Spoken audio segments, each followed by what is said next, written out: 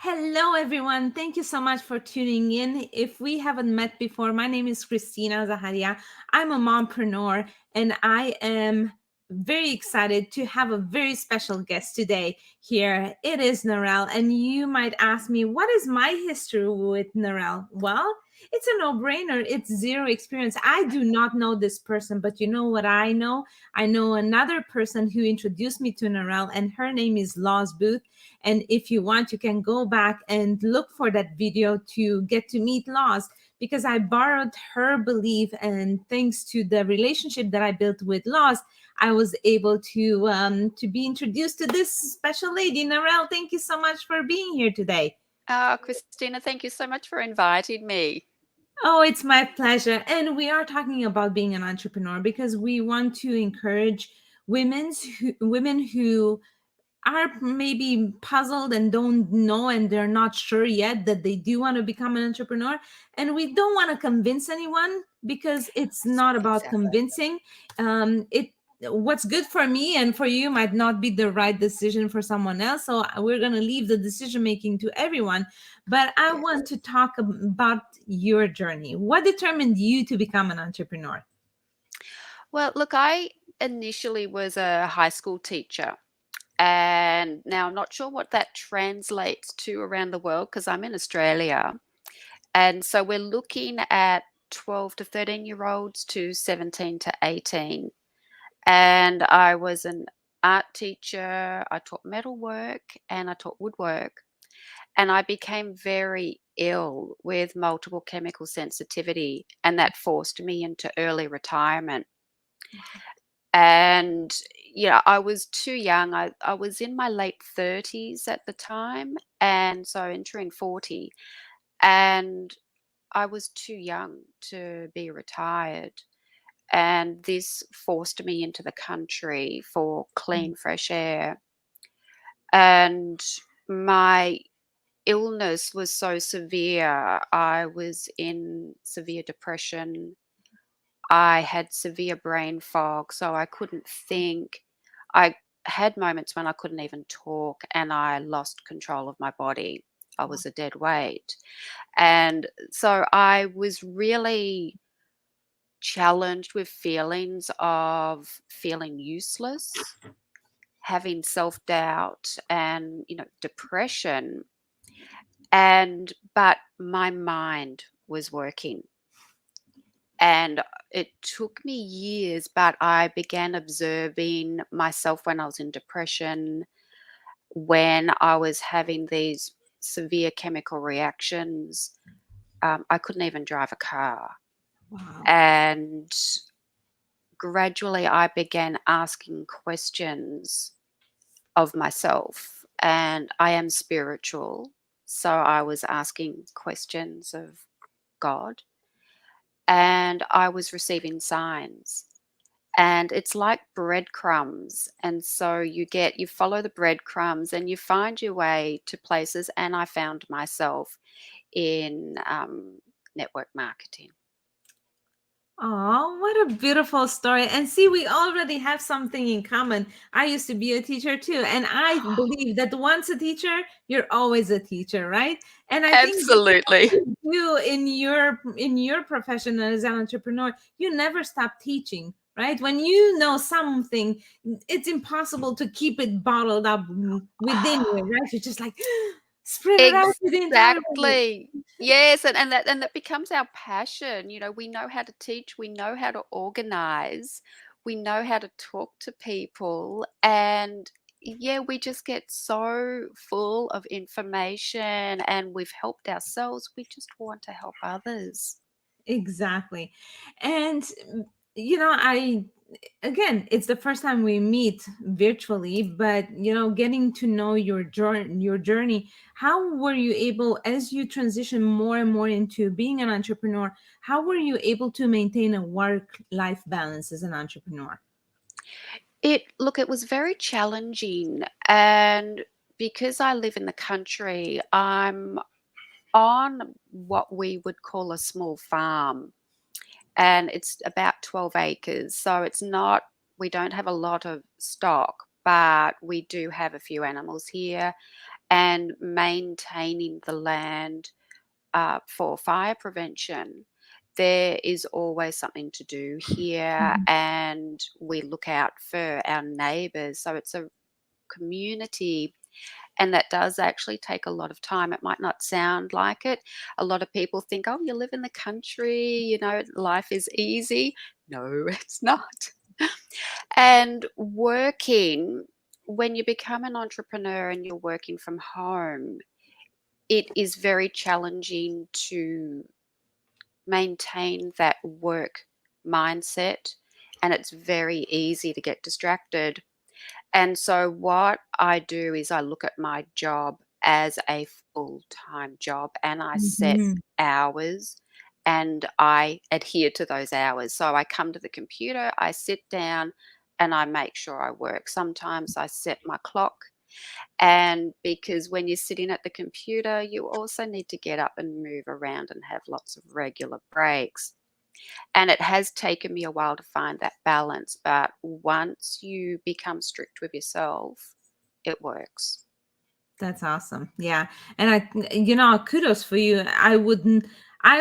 Me personally, I have a huge appreciation for everyone who works on a farm.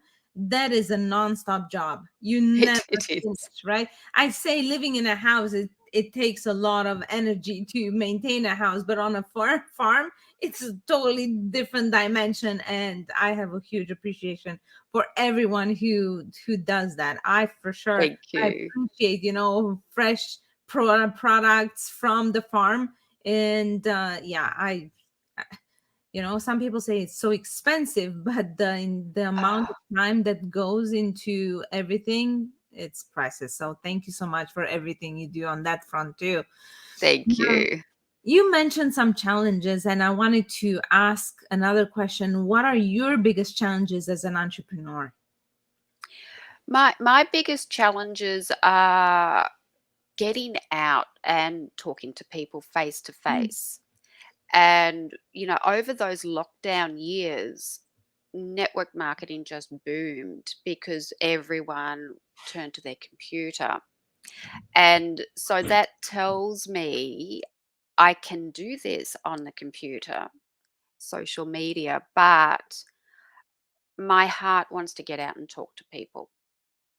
And because of where I live, that's very challenging. And so I'm really having to work on my mindset and stay on the computer because I've seen so many other people succeed on the computer. I know I can continue to succeed here. But I think, those lockdown years particularly taught us that face to face is very important. Mhm. And, I miss that, and I do see results when you can talk to someone in person. The energy is so different. Mm-hmm. Mm-hmm. I totally agree with you.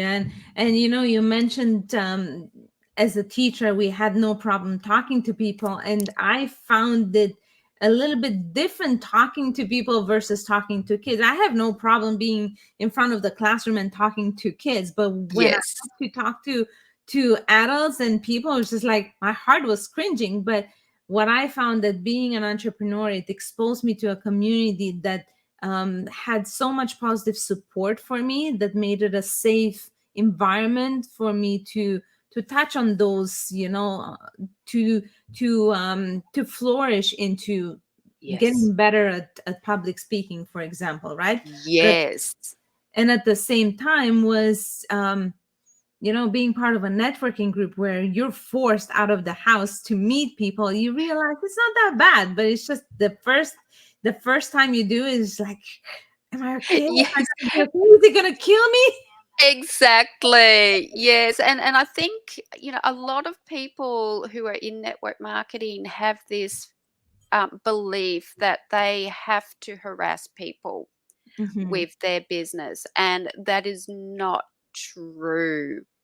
There has been a huge shift, and we are now working towards attraction marketing because we unless we go into a store and we know what we're buying, we know the store, we've got trust built.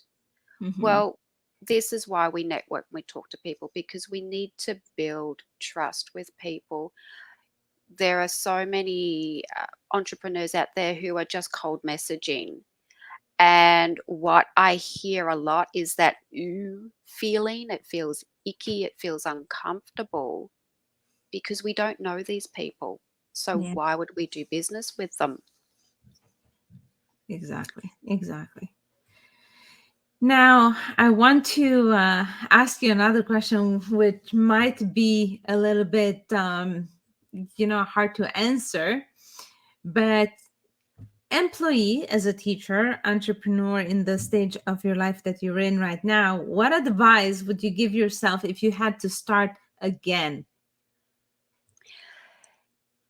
If I had to do this all over again, I would definitely do a business course, Hmm. because there's just so misinformation and misunderstanding about being an entrepreneur out there. People think it's easy, but once they get in, quite often the business collapses, and it's because we don't have that business training.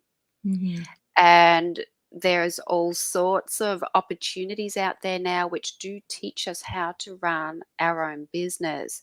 And I would definitely jump in and do as many of those courses as possible. Hmm. Yeah. And I agree with you. It's not easy. And whoever tells you that it's an easy ride, they're fooling you just to get you in as a client or a customer or a partner. Exactly. But yeah, it's not easy, but it's worth it, right? Once you get it rolling, you see that it is worth it, and you're able to meet amazing people, see that n- not everyone that you meet on social media is a bad person. I've built so many amazing relationships, through Fraser Brooks, our mentor, number one mentor in social Yes. media, right? Laws is another person, and I Yeah. can see this is a new relationship that we're building here right now. So Exactly. thank Yeah, you. it just shows how easy it is to build relationships. You just be a good human and talk to people. That's all it is. Yeah. And it all started with a question. Ask. You just have to ask, right? I just Yes, asked and here you are. So it's that easy. It can be that easy. We just formulate our own answers, and usually they're negative answers why someone would not do something. But instead of answering for someone, we just do, and we go ahead and we ask. that's it. And it's all about the mindset. And what I found is all of the top network marketers and even business owners, all of these top entrepreneurs are doing mindset work. And that is what a lot of people are jumping onto. But it's not just a case of doing mindset work, you've got to apply the action. Hmm. And so once you do that and you're running your own business, there is this feeling of fulfillment. A lot of the businesses now are forming communities where you Hmm. find support, you find like minded people, and you Exactly. get that training. And it really is a fulfilling business. Whereas when I was an employee, there was a lot of negativity because you're working for someone, you've got their ideas on how you should be working. There is antagonism between people. You form friendships, and little cliques I found were forming, and that just wasn't creating a supportive environment. And whereas when you're an entrepreneur, you're in charge of who you connect with, who you add to your team, and where you go with this. It just opened up my world. Exactly, exactly. And in your case, you had to really go from being an employee straight to being an entrepreneur. But some people, and I know that I'm doing it too, try, step into, get their feet wet into this entrepreneurship as a side gig, and that's okay, Yes, right? It's okay exactly. to go and try it out because, like we said in the beginning, it's not for everyone. There is hard work Exactly. involved, and you have to have a support system. In my case, Yes. I'm so lucky to have my family who supports me. but not everyone Exactly. has that, right? That's it. Yes. And and quite often the first business people try might not work for them. So Hmm. they try a few others, but it's important that if it's the way that anyone wants to go, they need to do investigation first into the business, into the products. If there are products, they need to investigate the team that they're going to be connecting with to see if they're a good fit. Exactly. Narelle, I want to be mindful of your time, but I wanted to tell you how grateful I am to have had you here. Thank you so much for stopping by. And I'm looking forward to this new friendship that can, develop, had started today across the ocean. And Oh, yes. I wanted to wish you a lot of success in your life and in your business. And thank you so much for being here. Thank you so much, Christine. It's been lovely talking with you. Same here.